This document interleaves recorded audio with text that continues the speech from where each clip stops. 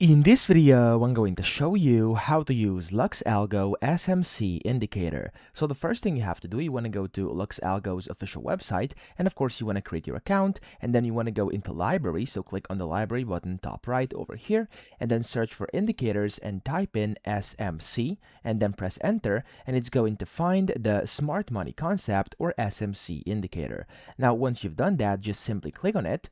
And then over here, you can see all about it. You can read all about it. You can see what it does here. And there's a bunch of different features showcased here as well. And then to use it, you can just select your following platforms here. So you have the option to basically use it on Thinkorswim, MetaTrader 4, MetaTrader 5, NinjaTrader, or TradingView. So of course, whichever one you want to use, you want to just click on the Get Access button over here. And it's going to show you exactly how you can install it. Now, if you want to use it, for example, in TradingView, which is one of the easiest options, just click on Get Access next to it. Click Get Access again, and this is going to direct you directly to TradingView. And you can see here, this is the SMC indicator, and then you can go ahead and just add it to favorites, or once you've signed into your account, you can click on Use on Chart over here at the bottom left.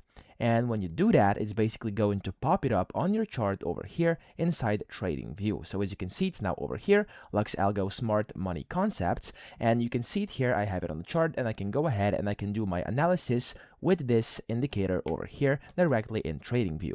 Of course, you can go ahead and hover over it and then click on the settings button over here, and you'll be able to go ahead and change the input, the style, the visibility. So there's a bunch of different things here. And in case it doesn't work for you for some reason, go to this layers tab over here, so the object tree here on the right, and then just put this LuxAlgo above your current chart over here, and that should fix the issue. So that's how to use the LuxAlgo SMC indicator. I hope this video helped you out. If it did, please subscribe to the channel and help me out as well.